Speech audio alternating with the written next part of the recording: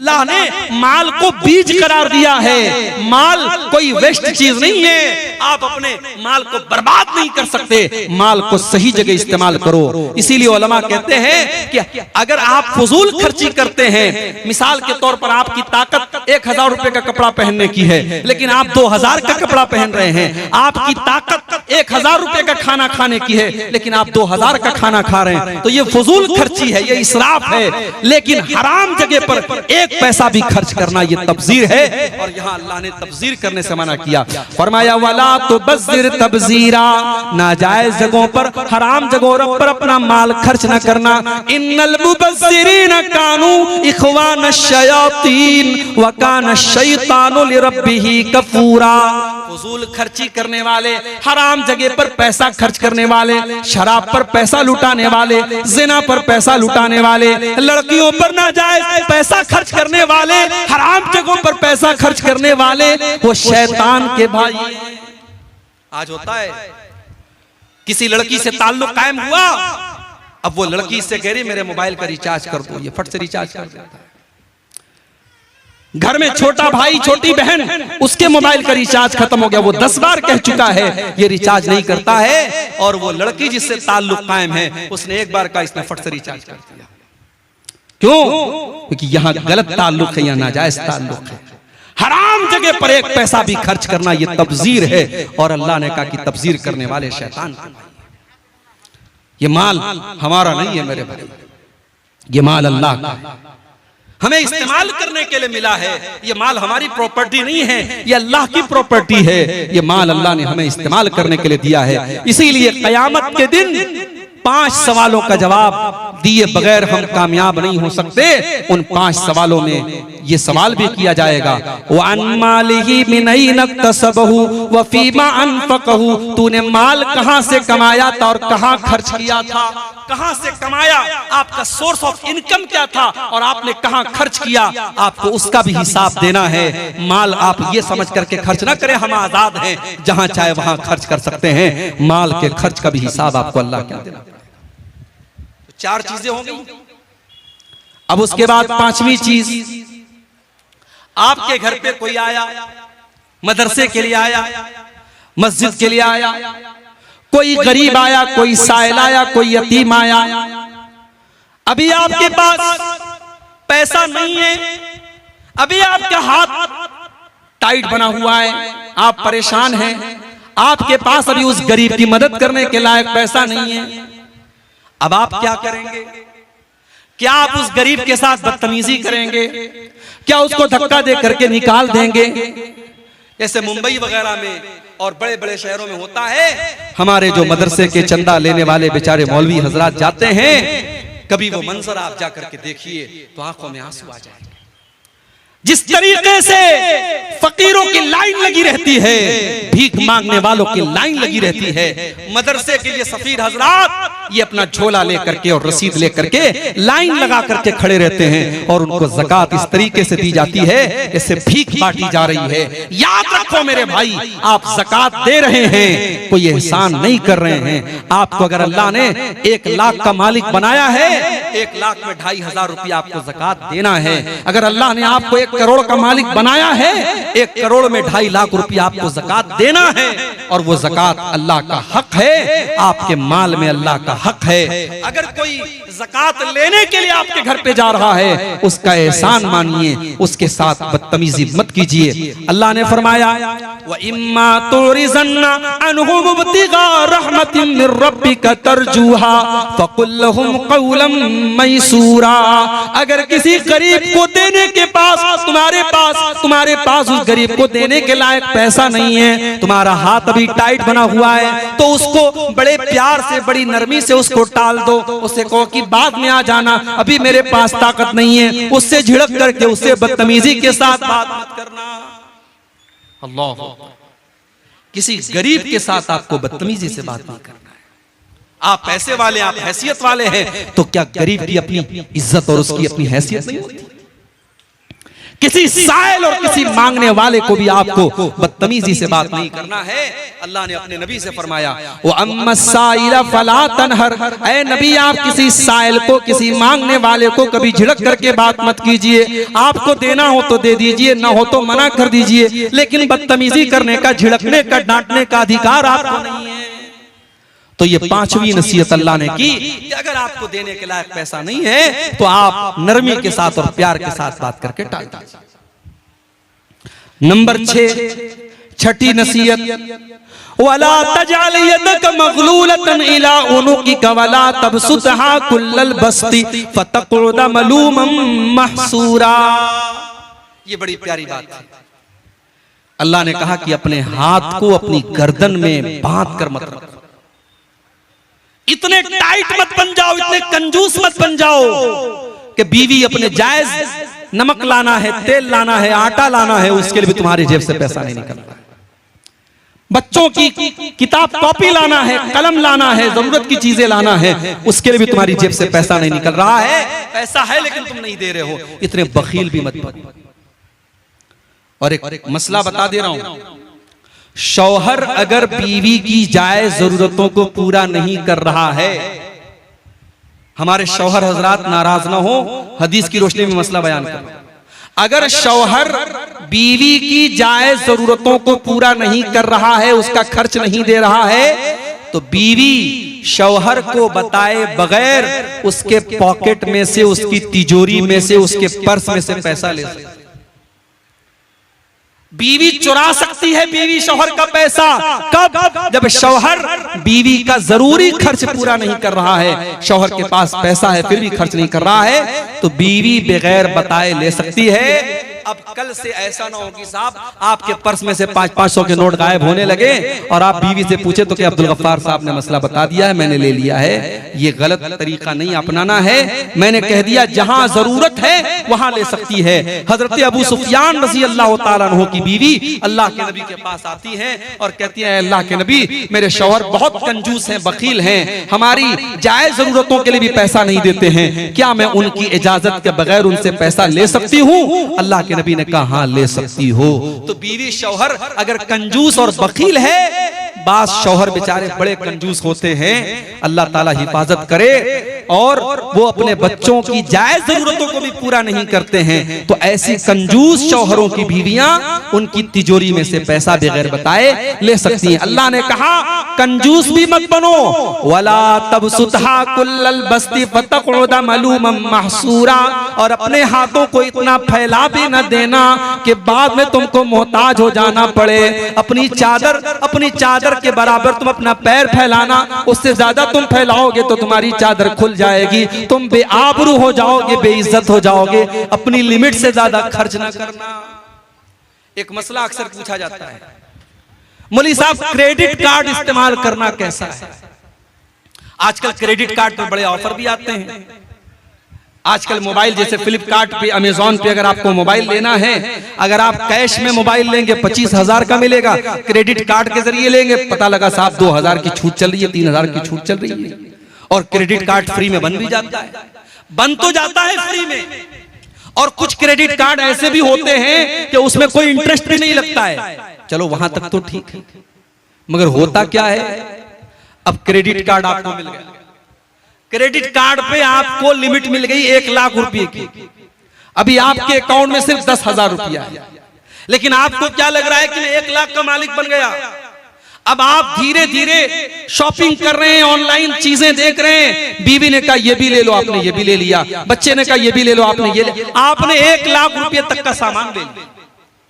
अब credit card का bill आया, उसमें लिखा है साहब अक्टूबर में आपने 1 लाख का सामान खरीदा है, नवंबर की 30 तारीख तक अगर आपने पे नहीं किया तो आपको डेली 200 रुपया पेनाल्टी लगेगी। मैं 200 मिसाल के तौर पे कह रहा हूं, ज्यादा भी लग सकती है।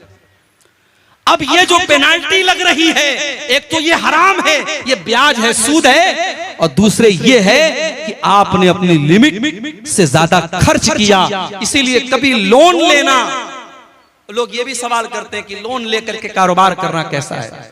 बास लोगों ने रास्ता निकाला कि साहब हिंदुस्तान है, यहाँ अगर हम लोन नहीं लेंगे बैंक से तो कैसे तरक्की करेंगे, कैसे हम बिजनेस करेंगे। कोई जरूरत नहीं। मैं कहता हूं ऐसी तरक्की हमें नहीं करना है जिसके लिए हमें गलत रास्ता अपनाना पड़े।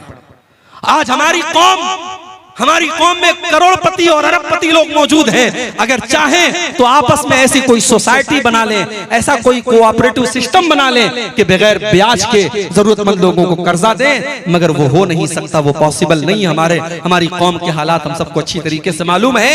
अब बैंक में जाकर के बगैर किसी मजबूरी के जो एक इंसान अपने शौक को पूरा करने के लिए और मजबूरी का नाम लगा करके जो लोन ले रहा है, माफ कीजिए, ये लोन मेरे भाइयों सही नहीं है।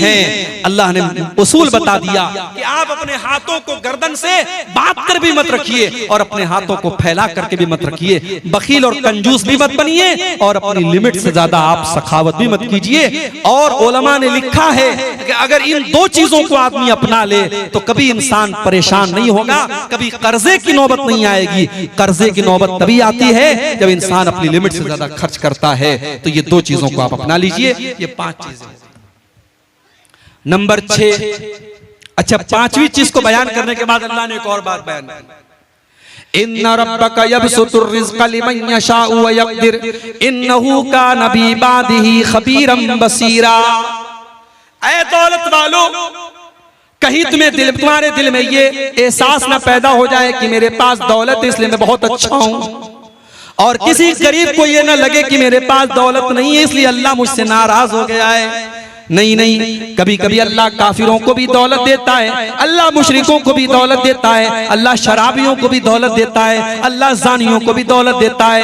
इन्ना रब्बका यबसुतुर रिज़्क़ लिमन यशाउ व यक़दिर, अल्लाह जिसको चाहता है रोजी खोल करके देता है और जिसको चाहता है रोजी तंग कर देता है। अल्लाह की रोजी का निजाम उसके हाथ में है। आप जरूरी नहीं है कि आप अल्लाह को नाराज करें तो आपको रोजी न मिले, और जरूरी नहीं है कि आप बहुत मुत्तकी और परहेजगार है तो आपको रोजी मिले। रोजी का सिस्टम अलग है। अल्लाह ने कारून को भी दौलत दी थी, अल्लाह ने फिरौन को भी दौलत दी थी। तो दौलत का निजाम अल्लाह ने अपने हाथ में रखा है। उसकी वजह से कोई ये ना समझे कि दौलत वाले से अल्लाह बहुत खुश है और गरीब से अल्लाह नाराज है, ऐसा नहीं। तो 5 चीजें हो गई। नंबर 6, वला तक़तुलू औलादकुम खशियत इमलाक, और ऐ ईमान वालों, अपने बच्चों को तुम कत्ल न करना फाका कशी के डर से। अपने पेट के लिए अपने बच्चों को कत्ल न करना। नहनु नर्ज़ुकुहुम व इय्याकुम, तुम्हारे बच्चों को भी रोजी हम देते हैं और तुमको भी रोजी हम ही देते हैं। इन्न क़त्लहुम कान ख़ितअन कबीरा, औलाद को कत्ल करना बहुत बड़ा गुनाह है। उस जमाने में लड़कियां पैदा होती थी तो लड़कियों का बाप अपने हाथ से अपनी बेटी का गला दबा करके उसको कब्र में दफन कर देता था। अपने हाथ से बेटियों को धक्का दे करके गड्ढे में डाल देता था और जिंदा गाड़ देता था। उस समाज में ये जुल्म भी होता था।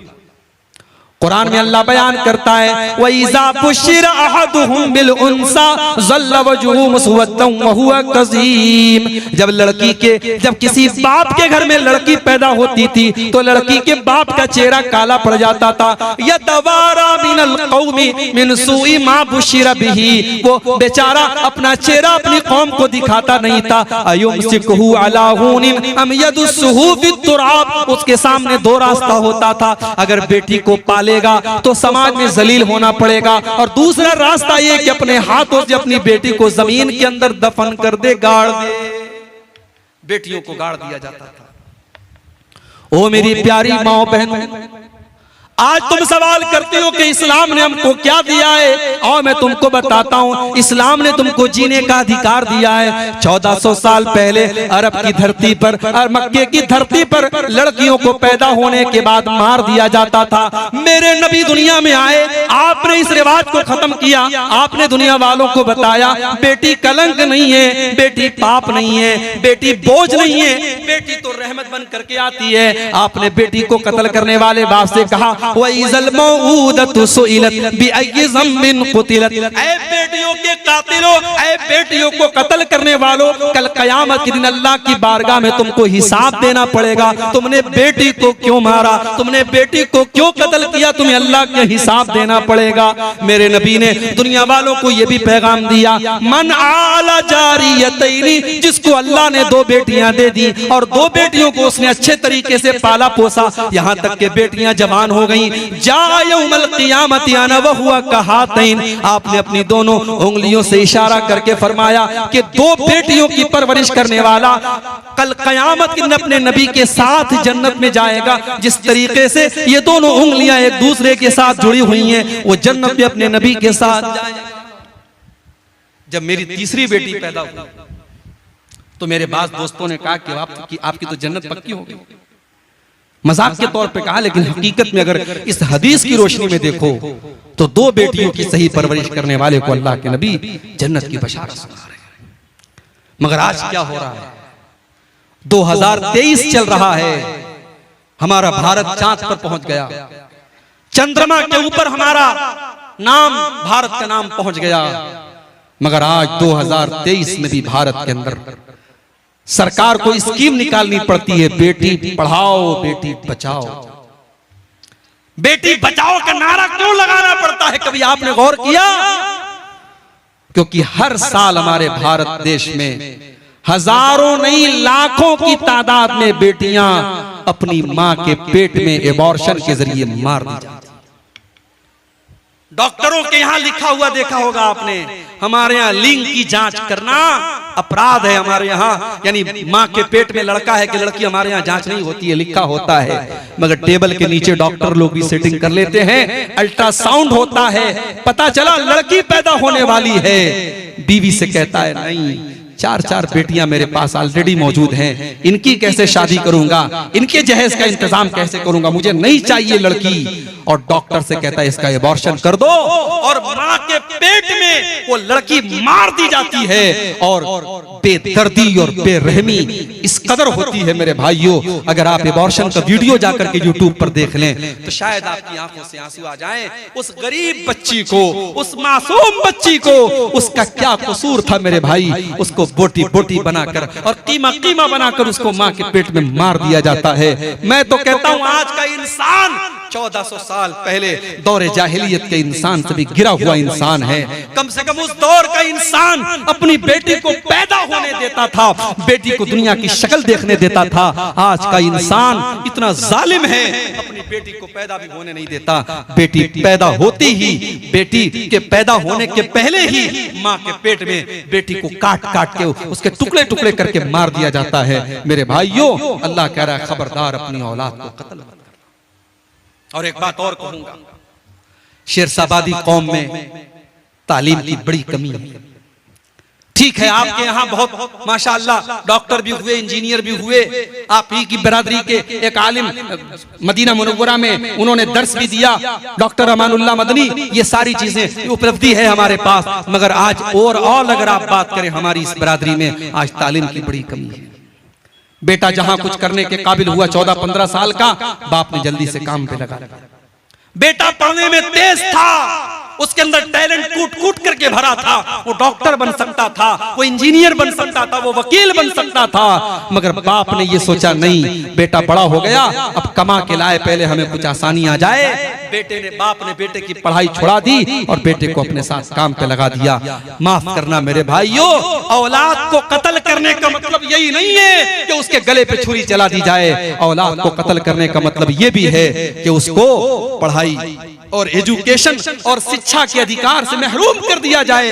अगर आपका बच्चा और आपकी बच्ची पढ़ाई में तेज है और पढ़ने में वो इंटरेस्ट रखता है और आप अपने फायदे के लिए उसकी पढ़ाई छुड़ा रहे हैं, तो ये भी औलाद को कत्ल करना है। और इस मामले में हमसे बहुत बेहतर हमारे गैर मुस्लिम भाई हैं। कलकत्ता कलकत्ता में टैक्सी में बैठा था और टैक्सी का ड्राइवर गैर मुस्लिम था। मैंने जब उससे पूछताछ की तुम्हारे कितने बच्चे हैं बच्चियां हैं, उसने कहा मौलवी साहब मेरी 2 लड़कियां हैं, एक लड़का है। मैंने कहा क्या करते हैं वो? कहा लड़का अभी MBA कर रहा है, लड़कियां जो है डॉक्टरी पढ़ रही हैं। मैंने कहा तुम टैक्सी चलाते हो, किस तरीके से तुम मैनेज करते हो? कहा मौलवी साहब मैं टैक्सी चला रहा हूं, मैं नहीं चाहता मेरा बेटा और मेरी बेटी जो है वो भी गरीब और मजदूर बन करके रहे। मैं पढ़ा रहा हूं, मैं रूखी सूखी खा रहा हूं और किराए के मकान पे रह रहा हूं और कलकत्ता के अंदर मैं टैक्सी चला रहा हूं, मगर अपने बच्चों को मैं हायर एजुकेशन दे रहा हूं, मैं उनको आला तालीम दे रहा हूं। ये सोच एक गैर मुस्लिम की है, ये सोच हमारी कब बनेगी? मेरे भाइयों, आज मुसलमानों के इलाकों में चले जाओ, आपको बेहतरीन खाने पीने की दुकानें मिलेंगी, बेहतरीन होटल मिलेगा। मुसलमानों के इलाके होटलों से पहचाने जाते हैं, अच्छे पकवान से पहचाने जाते हैं। मुसलमानों के इलाकों में गोश्त की दुकानें नजर आती हैं तो समझ में आ जाता है ये मुसलमानों का इलाका है। गैर मुस्लिमों के इलाके में चले जाओ, एक से एक स्कूल आपको मिल जाएंगे, एक से एक कॉलेज मिल जाएगा, एक से एक तालीमी इदारे मिल जाएंगे। हमारी कौम तालीम में बहुत पीछे है। मेरे भाइयों, अल्लाह कह रहा है अपनी औलाद को कत्ल मत करो, औलाद को तालीम से महरूम करना ये भी आज के दौर में कत्ल से कम नहीं है। इसलिए अपने बच्चों को पढ़ाओ। हमारे नबी के ऊपर कुरान की पहली जो वही नाजिल हुई थी, इक़रा बिस्मि रब्बिकल लज़ी खलक़, उसमें पढ़ने का हुक्म दिया गया था। मैं नहीं कहता जरूरी नहीं आप स्कूल में पढ़ाओ, मदरसे में पढ़ाओ, कहीं पर भी पढ़ाओ, लेकिन बच्चों और बच्चियों को पढ़ाओ, उनकी तालीम आप अपने फायदे के लिए करिए। 6 चीजें हो गई। 7वीं चीज, वला तक़रबुज़्ज़िना इन्नहु काना फ़ाहिशतन व साअ सबीला। और ऐ मेरे बंदो, तुम ज़िना के करीब भी न जाना, तुम ज़िना के पास भी न जाना। हाय हाय, अल्लाह ये भी तो कह सकता था ज़िना मत करो, अल्लाह ने ये नहीं कहा। अल्लाह ने कहा वला तक़रबुज़्ज़िना, ज़िना इतनी खतरनाक चीज है, उसकी बॉर्डर के करीब भी न जाना।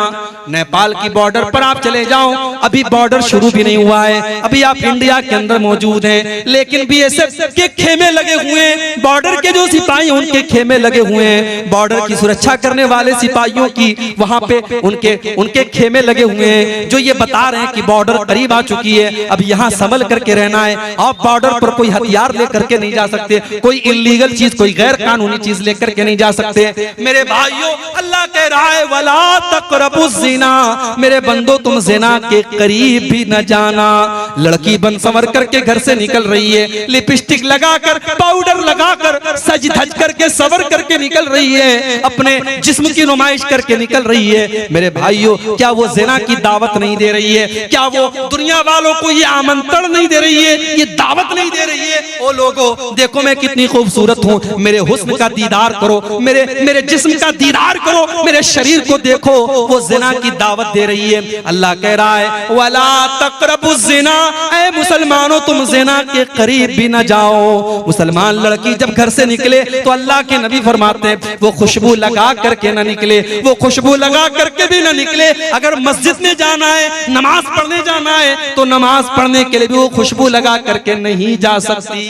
मेरी प्यारी माँ बहनों, आप जलसे में आ रही हैं, आप तकरीर सुनने के लिए जा रही हैं, रात भर आप तकरीर सुनेंगी, कुरान और हदीस की बातें सुनेंगी। आप जवान लड़की, आपकी 18-22 साल की, 20 साल की लड़की, वो सच करके, संवर करके, वो दुनिया भर का मेकअप करके, वो खुशबुओं में अपने आप को बसा करके अपने घर से निकल रही है। ये कहां से जायज हो गया? ये भी नाजायज है मेरे भाइयों, ये भी ज़िना की दावत देना है। और आज आपके सीमांचल की बहुत सारी लड़कियां, आज इंस्टाग्राम पर उनके फॉलोवर लाखों की तादाद में, लड़की मुसलमान है, किशनगंज की रहने वाली है, पूर्णिया की रहने वाली है, अररिया की रहने वाली है, मुसलमान लड़की है, वो अपने रील्स डालती है, अपनी तस्वीरें डालती है, अपने वीडियोस डालती है, दुनिया वाले उसके ऊपर कमेंट करते हैं माशाअल्लाह, वेरी क्यूट, वेरी ब्यूटीफुल, उसकी तारीफें हो रही हैं। ऐ मुसलमान लड़की, क्या तूने अपने रब का कुरान नहीं पढ़ा? तेरे रब का कुरान कहता है वला युबदीन ज़ीनतहुन्ना, ऐ मुसलमान मुसलमान औरत, तुझे अपनी जीनत को जाहिर नहीं करना है। तू सर से पैर तक जीनत है, तुझे अपना चेहरा भी दुनिया वालों के सामने नहीं दिखाना है। तेरे जब तू पाँव चले, जब तू जमीन पर चले तो तेरे पायल की झंकार भी गैर मर्दों तक नहीं जानी चाहिए। कुरान कहता है वला यज़रिबना बिअरजुलिहिन्ना, ऐ मुसलमान औरतों जब तुम चला करो तो अपने पाँव को जमीन पे जोर जोर से मार करके न चला करो। तुम्हारे पायल की झनकार भी गैर मर्दों के कानों तक नहीं जानी चाहिए। ज़िना के करीब नहीं जाना है। घर में ज्वाइंट फैमिली सिस्टम है, देवर भी उसी घर में रहता है, भाभी भी उसी घर में रहती है। भाभी किचन में काम कर रही है, देवर जाके हंसी मजाक कर रहा है, भाभी को टच कर रहा है, भाभी को छू रहा है, भाभी से वल्गर बातें कर रहा है, भाभी को भी कोई फर्क नहीं पड़ रहा है। भाभी देवर के सामने जैसे तैसे बैठी हुई है, जैसे तैसे अपने कपड़े को संभाल भी नहीं रही है। क्या ये ज़िना की दावत देना नहीं है? मेरे भाइयों, अल्लाह के नबी फरमाते हैं इय्याकुम वद्दुखूल अलन निसा, जो औरतें तुम्हारे लिए गैर महरम है, गैर महरम औरतों से अकेले में न मिला करो, तन्हाई में न मिला करो। देवर अपनी भाभी से अकेले में न मिले, जीजा अपनी साली से अकेले में न मिले, तन्हाई में न मिले। क्यों? साहबा ने पूछा अल्लाह के नबी क्या देवर अपनी भाभी से भी नहीं मिल सकता? क्या जीजा अपनी साली से भी नहीं मिल सकता? आपने फरमाया अलहम व अल मौत, देवर अपनी भाभी के लिए मौत के समान है, जीजा अपनी साली के लिए मौत के समान है। आज कितने रिश्तों में आज जीजा साली के दरमियान अवैध संबंध चल रहे हैं, कितने घरों में भाभी और देवर के बीच में नाजायज ताल्लुकात पनप रहे हैं। मेरे भाइयों, कुरान कह रहा है वला तक़रबुज़ ज़िना, तुम ज़िना के करीब भी न जाना। ये तो देवर तो गैर महरम है। लड़की जवान हो गई, अपने सगे भाई के सामने भी, अपने बाप के सामने भी, अपने ससुर के सामने बहू को भी अपना दुपट्टा अपने सीने पर रखना है। ये नहीं कि चलो ये तो मेरा बाप है, ये तो मेरा भाई है, ये तो मेरा बेटा है। कुरान कहता है वल यज़रिबना बिखुमुरिहिन्ना अला जुयूबिहिन्ना, ऐ मुसलमान औरतों अपने गरेबानों पर अपना दुपट्टा हमेशा रखा करो। अपने घर में अपने महरम रिश्तेदारों के सामने भी तुम्हें अपना दुपट्टा अपने सीने पर रखना है। लड़की कॉलेज जा रही है, ठीक है, कॉलेज में पढ़ाने वाला टीचर मर्द है, जेंट्स है, वहां उससे टीचर से बात करना है। लड़की दुकान पे सामान लेने गई, दुकानदार जेंट्स है, मर्द है, उससे बात करना है। किसी गैर महरम से बात करने की जरूरत पड़ गई, मोबाइल पर किसी कंपनी वाले का कॉल आ गया, किसी मर्द का कॉल आ गया, बात करना है। अब अल्लाह ने उस गैर महरम से, उस मर्द से औरत बात कैसे करेगी, अल्लाह ने उससे बात करने का सलीका भी कुरान में बताया। फरमाया फला तक़ज़ाना बिल क़ौलि फ़यत्मअल्लज़ी फ़ी क़ल्बिही मरज़ुन, ऐ मुसलमान औरत किसी गैर महरम से तू ऐसे लहजे में बात न कर कि उसके दिल में तेरे लिए पुलाव पकने लगे, उसके लिए तेरे दिल में उम्मीदें पलने लगे। तू कड़क लहजे में बात कर, तू सख्ती के साथ बात कर। तू किसी से मोबाइल पर भी अगर कभी बात करे तो तेरी बात में नरमी नहीं होनी चाहिए, तेरी बात में मिठास नहीं होनी चाहिए। सोशल मीडिया का जमाना है, लड़कियों की आईडी है फेसबुक के ऊपर, इंस्टाग्राम के ऊपर, इंस्टाग्राम की चैटिंग में आकर के लड़का कहता है अस्सलाम वालेकुम मेरी बहन, ये कहती है वालेकुम अस्सलाम मेरे भाई। कभी अपने सगे भाई से इतने प्यार से बात नहीं की थी जितने ये इंस्टाग्राम वाले भाई से बात कर रही है। 2-4 दिन तक वो भाई रहता है, फिर वो कहता है तुम्हारी आवाज सुनने का मन कर रहा है। ये इधर से वॉइस आवाज भेजती है, अपनी आवाज में कुछ बोल करके भेजती है।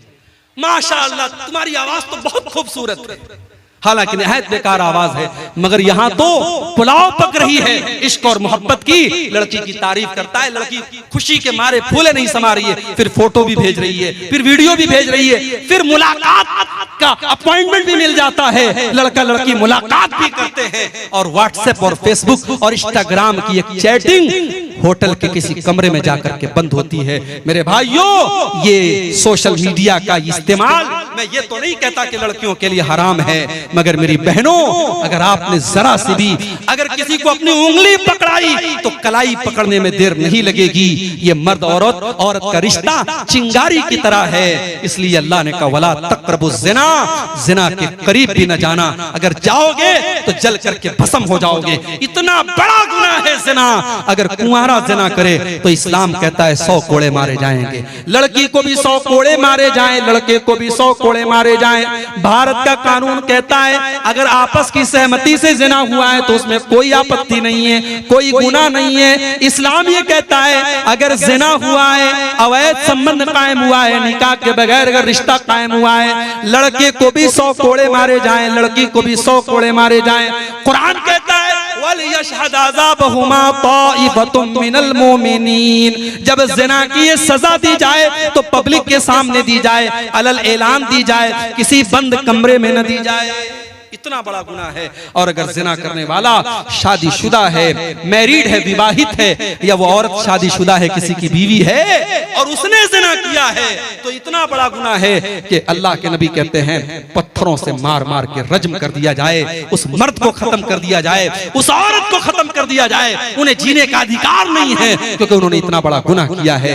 लेकिन ये बात याद रखिए, ये सजा इस्लामी कानून के तहत दी जाएगी। आज हमारे मुल्क में चूंकि हमारे मुल्क का अपना कानून चलता है, अगर हमारे गांव वगैरह में अगर इस तरीके की कोई घटना हो जाए तो हम उसमें ये नहीं कि हम ये कानून नाफिज कर देंगे और सजाए मौत दे देंगे। हम भारत के कानून के दायरे में रह करके उसको जो सजा हो सकती है वो सजा दिलाने की और देने की कोशिश करेंगे। लेकिन जिना इतना बड़ा पाप है मेरे भाइयों, आप ये सोचिए कि इस्लाम ने शादीशुदा जानी अगर है तो सजाए मौत करार दी है। इसीलिए अल्लाह कह रहा है वला तक़रबुज़ ज़िना, तुम जिना के करीब भी ना जाओ। ये बहुत गंदा काम है और बहुत बुरा रास्ता है।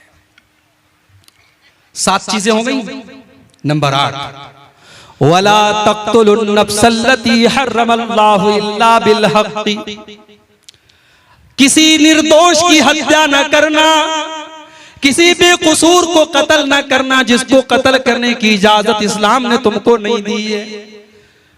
फलस्तीन का मामला चल रहा है, हमें मालूम नहीं अंदर कौन कौन सी बातें।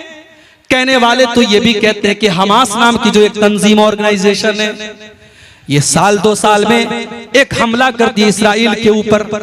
इसराइल हमास के मुकाबले में बहुत ज्यादा पावरफुल है। ये 2-4 रॉकेट छोड़ करके उनके 10-20 लोगों को मारते हैं, फिर उधर से मिसाइलों की बमबारी होती है और बेकसूर फलस्तीनी मारे जाते हैं। मेरे भाइयों, हकीकत क्या है? हम इतनी दूर से बैठ करके सारे हालात का तजिया नहीं कर सकते, मगर हमें ये हालात देख करके दुख होता है कि बहतों मुसलमान का खून रहा है, छोटे छोटे बच्चों की लाशें बिछ रही हैं। चाहे हमास का, अगर हमास का हमला इसराइल के अंदर आम शहरियों पर और नागरिकों पर हो रहा है और उनके बीवी बच्चों को मारा जा रहा है, तो इसको भी हम जायज नहीं करार दे सकते। और इसराइल जवाब में अगर कार्रवाई कर रहा है और फलस्तीनियों को मार रहा है तो ये भी नाजायज है। आखिर इसराइल को वो धरती तो फलस्तीन से ही मिली थी, वो इलाका तो फलस्तीन का इलाका था जिसे आज इसराइल ने हथिया लिया और धीरे धीरे फलस्तीन पर वो कब्जा करता चला जा रहा है। याद रखो, आज मीडिया भी बिल्कुल एक तरफा आज फलस्तीन के खिलाफ और इसराइल की हिमायत में बोल रहा है, जबकि मीडिया वालों को ये जान लेना चाहिए इसी भारत में एक बहुत बड़े नेता हुए थे अटल बिहारी वाजपेयी। वो कांग्रेस के नेता नहीं थे, बीजेपी के नेता थे। उनकी विचारधारा अलग थी। उन्होंने उस दौर में एक बयान दिया था जो बहुत वायरल हो रहा है। उन्होंने कहा था कि भारत फलस्तीन के साथ खड़ा है और भारत का ये मानना है कि फलस्तीनियों को उनका हक मिलना चाहिए। आज हमारी हुकूमतों के मेयार बदल गए, आज मीडिया की जबान बदल गई। काश मीडिया वालों को कुरान की आयत कोई जाकर के बता दे, इस्लाम के ऊपर आतंकवाद का लेबल लगाने वालों, इस्लाम किसी आतंकवाद की दावत नहीं देता। इस्लाम तो कहता है वला तक़्तुलुन नफ्सल्लती हर्रमल्लाहु इल्ला बिल हक़्क़ि, किसी निर्दोष की हत्या करने का तुम्हें अधिकार नहीं है। किसी बेकसूर की हत्या आप नहीं कर सकते। ये सुसाइड बॉम्बिंग जायज नहीं है इस्लाम में। कोई गया किसी शॉपिंग मॉल में अपने आप को उड़ा दिया, 100 लोगों को मार दिया, ये इस्लाम में जायज नहीं है। मेरे भाइयों, किसी एक बेकसूर की हत्या पूरी मानवता की हत्या है। कुरान ये कहता है इंसान की जान की ये वैल्यू है इस्लाम के अंदर।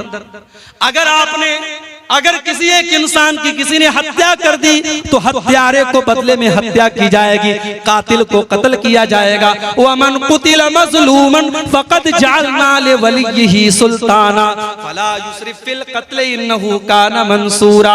अगर कोई कत्ल हो गया तो उसके घर वालों को अल्लाह ने इजाजत दी है कि चाहे तो वो कातिल को कत्ल करवा दें, चाहे तो वो कातिल को कत्ल करवा दें, और चाहे तो कत्ल के बदले एक बहुत बड़ा अमाउंट जिसको दियत कहा जाता है वो दियत ले ले। ये अधिकार अल्लाह ताला ने जो इंसान कत्ल हुआ है, जो मकतूल है, उसके घर वालों को दिया है। तो ये 8वां हुक्म है मेरे भाइयों कि किसी की हत्या करने की हमें इजाजत नहीं। नंबर 9, वला तक़रबू मालल यतीम इल्ला बिल्लती हिया अहसन, और यतीम के माल के करीब न जाना, किसी यतीम का माल न हथियाना। हाय हाय, आज यतीमों के नाम पे बड़े बड़े इदारे चल रहे हैं और यतीमों के नाम पे बाहर से पैसा आ रहा है। यतीमों का पैसा लोगों की पॉकेट में जा रहा है, लोगों के पेट में जा रहा है। अगर किसी यतीम का माल आपने नाजायज तरीके से खाया, कुरान कहता है इन्नल्लज़ीना याकुलूना अम्वालल यतामा ज़ुल्मन इन्नमा याकुलूना फी बुतूनिहिम नारा। जो लोग यतीम का माल नाजायज तरीके से अपने पेट में भरते हैं, वो जहन्नम की आग अपने पेट में भर रहे हैं। वसयस्लौना सईरा, और अनकरीब वो जहन्नम की आग में डाले जाएंगे। यतीम बेचारा बेसहारा होता है, उसका बाप नहीं होता। कोई थप्पड़ लगा के निकल जाए, कोई पूछने वाला नहीं तुझे थप्पड़ क्यों मारा गया। बाप बहुत बड़ी दीवार होता है मेरे भाई, बाप ना हो तो बच्चा यतीम हो जाता है। यतीम का कोई नहीं होता। मेरे नबी यतीम थे, पैदा हुए तो बाप नहीं थे। मेरे नबी से बढ़ के यतीम का दर्द कौन समझ सकता था। इसीलिए अल्लाह के नबी ने फरमाया अना वकाफिलुल यतीम कहातैन। आपने 2 उंगलियों से इशारा करके फरमाया यतीम की परवरिश करने वाला, यतीम को पालने वाला जन्नत में मेरे साथ जाएगा। जैसे ये दोनों उंगलियां एक दूसरे के साथ मिली हुई हैं, यतीम की परवरिश करने वाला अल्लाह के नबी के साथ जाएगा। एक सहाबी आए अल्लाह के नबी के पास, कहा अल्लाह के रसूल मेरा दिल बड़ा सख्त है, मेरा दिल बड़ा हार्ड है, मेरा दिल मुझे बड़ा कठोर मालूम होता है, मैं क्या करूं। अल्लाह के नबी ने फरमाया इमसा बेरासिल यतीम, जाओ किसी यतीम के सर पे मोहब्बत से हाथ फेर दो, तुम्हारा दिल सॉफ्ट हो जाएगा, तुम्हारा दिल नर्म हो जाएगा। ये यतीम का मकाम है मेरे भाइयों। कुरान कहता है वला तक़रबू मालल यतीम इल्ला बिल्लती हिया अहसन हत्ता यबलुगा अशुद्दा। अगर कोई यतीम आपकी यतीम की परवरिश आपने अपनी जिम्मेदारी में ले ली है और यतीम का माल भी आपको मिला है, तो यतीम के माल में से खर्च न करो। जब यतीम बड़ा हो जाए, जब जवान हो जाए, उसका माल अमानत है, उसकी अमानत उसको लौटा देना। तो ये 9 चीज हो गई। नंबर 10 वअऊफू बिल अहद इन्नल अहद कान मसऊला। और ऐ ईमान वालों, वादे को पूरा किया करो। अल्लाह ताला क्या तुमसे पूछा जाएगा तुमने वादे को पूरा किया कि नहीं किया। आज वादा कौन पूरा करता है? मुसलमान से ज्यादा वादा खिलाफी करने वाला कौन है मेरे भाई।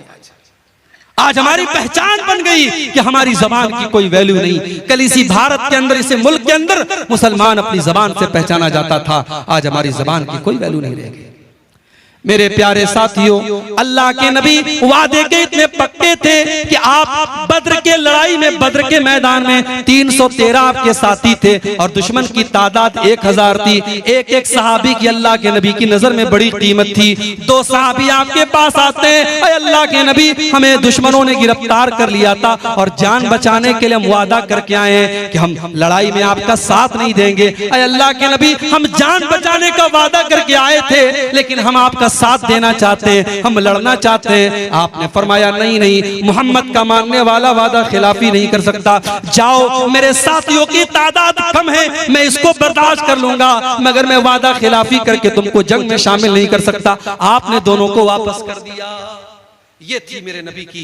मेरे नबी इस तरीके से अपने वादे को पूरा करते थे। वादे का एक मकाम होता है मेरे भाई, वादे की वादा खिलाफी करने वाला मुनाफिक होता है। मुनाफिक की निशानी है जब बात करे तो झूठ बोले, जब वादा करे तो वादा खिलाफी करे, और जब अमानत रखी जाए तो खयानत। 9 चीजें हो गई। 10वीं चीज फरमाया वअऊफू बिल कौल इज़ा वअऊफू बिल कैल इज़ा किल्तुम वज़िनू बिल क़िस्तासिल मुस्तक़ीम। और ऐ ईमान वालों, जब तुम कोई सामान नाप करके दिया करो तो पूरा पूरा नाप करके दिया करो, उसमें कोई कमी न किया करो। वज़िनू बिल क़िस्तासिल मुस्तक़ीम, और तुम्हारा तराजू बिल्कुल सही होना चाहिए। आज मुसलमान का तराजू भी सही नहीं, उसकी नाप तौल भी सही नहीं। आज कितने ऑनलाइन जुआ के ऐप आ रहे हैं, हमारा नौजवान जुआ खेल रहा है। कोई क्रिकेट पे जुआ लगा रहा है, कोई फुटबॉल पे जुआ लगा रहा है, कोई टेनिस पे जुआ लगा रहा है। अब तो ऑनलाइन जुआ खेला जा रहा है। और ये जुआ इसको इतना ग्लैमराइज कर दिया गया, बड़े बड़े फिल्मी एक्टर उसका ऐड करते हैं। नौजवान देख करके सोचता है यार इतने बड़े बड़े खिलाड़ी ऐड कर रहे तो सही होगा, और फौरन उसमें पैसा लगाता है। कितने मुसलमान नौजवानों ने करोड़ों रुपए बर्बाद कर दिए। हमारे यूपी के अंदर मऊ एक जगह है, मऊ का एक नौजवान सुसाइड कर लेता है इसी जुए की लत में आकर के। मेरे भाइयों, जुआ चाहे ताश के पत्तों से खेला जाए, चाहे सट्टेबाजी के जरिए खेला जाए, चाहे ऑनलाइन ऐप के जरिए खेला जाए, जुआ हराम है, नाजायज है, उसकी कमाई नाजायज है। हलाल तरीके से बिजनेस करो मेरे भाई। अल्लाह कह रहा है ज़ालिका खैरुन व अहसनु तावीला। नाजायज तरीके से अगर तुम पैसा कमा भी लोगे, वो पैसा तुम्हें अच्छे अंजाम तक नहीं पहुंचा पाएगा। हलाल तरीके से पैसा कमाओ, जायज तरीके से पैसा कमाओ, इसका अंजाम बेहतर है। उसके बाद फरमाया वला तक़्फ़ु मा लैसा लक बिही इल्म, वला तक़्फ़ु मा लैसा लक बिही इल्म। जिस चीज की तुम्हें जानकारी नहीं है उस चीज के पीछे मत पड़ो। इन्नस्समा वल बसरा वल फुआद कुल्लु उलाइका कान अन्हु मसऊला।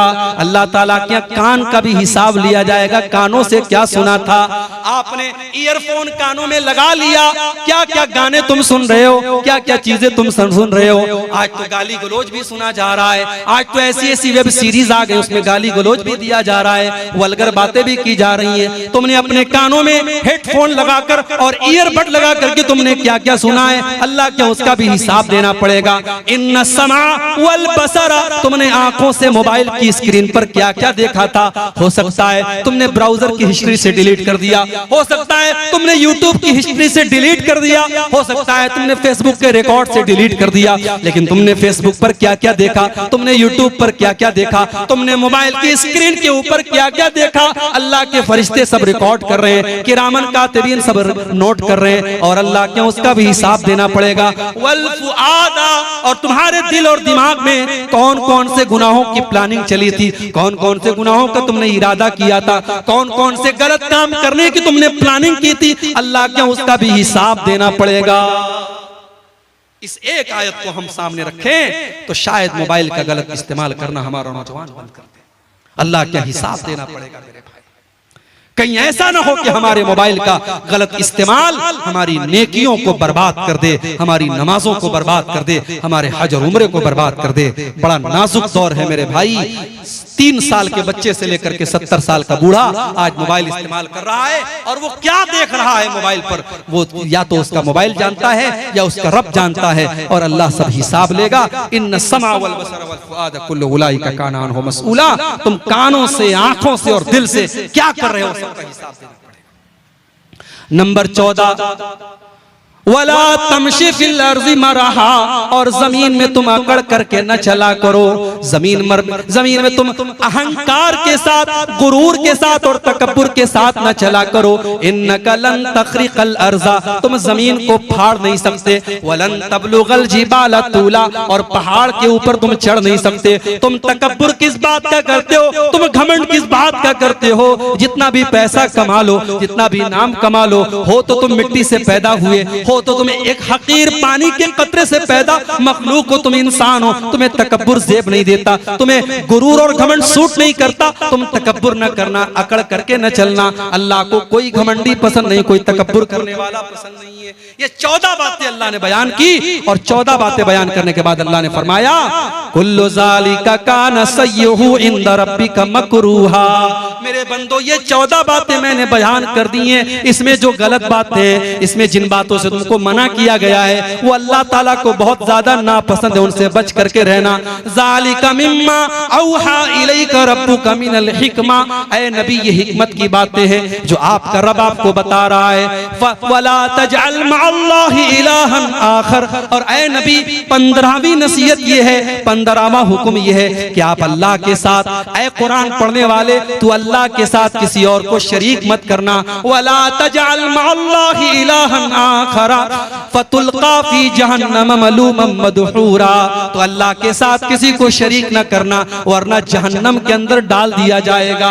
पहली नसीहत भी यही थी कि शिर्क मत करना, और 15वीं नसीहत भी यही है कि शिर्क मत करना। मतलब ये हुआ कि हमारी जिंदगी में भी तौहीद रहनी चाहिए, और मरते दम तक तौहीद रहनी चाहिए, हमारा खात्मा भी तौहीद पर होना चाहिए। सारी जिंदगी हम तौहीद पर रहे और खात्मे के टाइम अगर हमने शिर्क कर दिया तो हम बर्बाद हो जाएंगे। इसलिए पहली नसीहत भी ये थी कि अल्लाह के साथ किसी को शरीक मत करना, और 15वीं नसीहत भी यही है कि अल्लाह के साथ किसी को शरीक मत करना। तो मेरे भाइयों, ये सूरह बनी इस्राइल की आयत नंबर 23 से लेकर के 39 तक टोटल 17 आयतें मैंने आपके सामने पढ़ी हैं, और उन 17 आयतों की रोशनी में 15 नसीहतें मैंने आपके सामने बयान की हैं। मैं उम्मीद करता हूं इन 15 नसीहतों पर हम सब अमल करने की कोशिश करेंगे। इसमें हमारे अकीदे की भी इस्लाह है, हमारे अमल की भी इस्लाह है, हमारे घरों की भी इस्लाह है, हमारे अखलाक की भी इस्लाह है। इन 15 बातों को अगर हम अमल कर लें इन पर, इंशाअल्लाह हमारी जिंदगी बदल जाएगी। आइए हम अल्लाह से दुआ करें, रब्बुल आलमीन इन 15 नसीहतों पर हम सबको अमल करने की तौफीक अता फरमाए। रब्बुल आलमीन हमें हर किस्म के शिर्क से, बिदअत से, खुराफात से अल्लाह ताला महफूज रखे। रब्बुल आलमीन जो हमें बीमार हैं उनको शिफा अता फरमाए। रब्बुल आलमीन कहने सुनने से ज्यादा अमल की तौफीक अता फरमाए। आमीन। व आखिर दावाना अनिल हम्दुलिल्लाहि रब्बिल आलमीन। वस्सलामु अलैकुम व रहमतुल्लाह।